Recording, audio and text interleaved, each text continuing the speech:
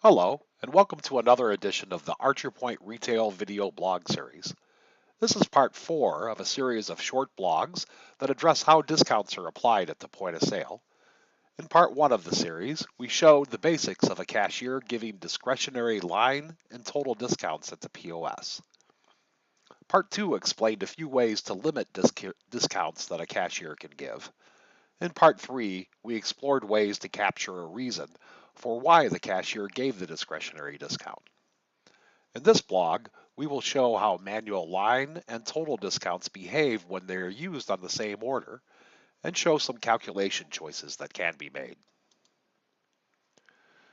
Adding to our user story from parts 1, 2, and 3, we will add the requirement that if a manual line and total discounts are applied to the same purchase, then the higher of the two discounts will be used, instead of the discounts being cumulative.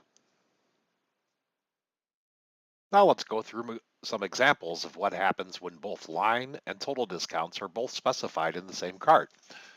We will start with two items and apply a 10% line discount to line number 1.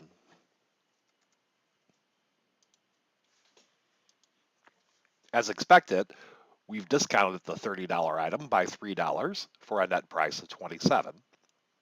Now let's add a total discount to the whole order of 20%. As you can see, the system calculated the 20% total discount from the balance of each line versus the non-discounted total of 50.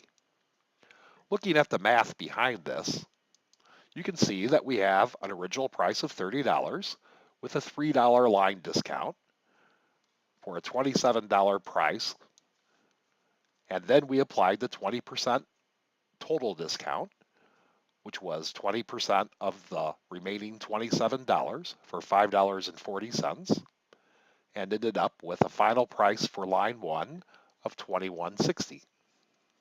Since we are only using percentages for our discounts, if we reverse the order of how we entered the discounts, we should end up with the same final price. However, let's look at the transaction detail that results after posting the transaction. We will post our transaction paying cash, and then take a look at our transaction register. This is the transaction that we just posted, and we'll take a look at the discount entries. Notice that we now have a total discount of $6 and a line discount of $2.40 for line number 1. This is opposite of how we entered it. Remember, we did the line discount first, and it showed $3, and then we did the total discount, and it added $5.40 to it. The reason for this is a setting that is part of the retail setup, which is a global setting that determines how discounts are ordered. We said that a total discount here would be performed before a line discount. So when we posted the transaction, it calculated the total discount first, and then went and calculated the line discount.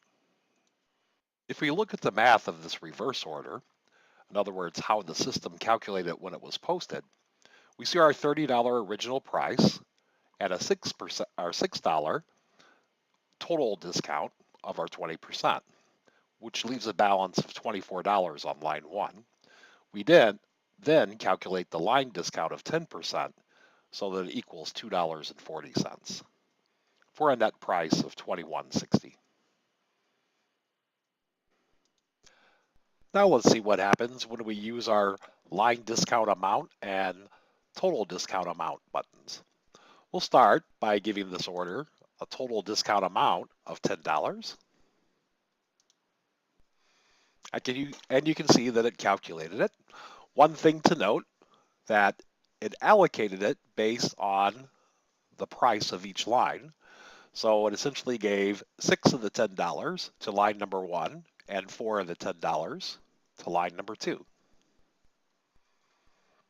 Now let's apply our line discount amount of $3 to line number 1. And we see that we get a discount percentage now of 28% with a final price of $21.60. If you remember, this is the same result that we got when we gave a 10% line discount to line number 1 and a total discount of 20%. One thing that's important to understand about the line discount amount and the total discount amount is that the calculation is based on a percentage that's calculated. So the percentage is calculated first, and then it's applied to the line, and it follows the normal course of discount calculations. If we look at the math on this, the total discount of $10 was split over the two lines, essentially giving 20%. When we gave the line discount of $3, it calculated the percentage based on the retail price of 30.